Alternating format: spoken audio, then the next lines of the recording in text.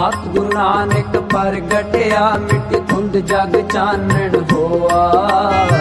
सतगुरु नानक प्रगटिया मिट धुंध जग चानण होआ।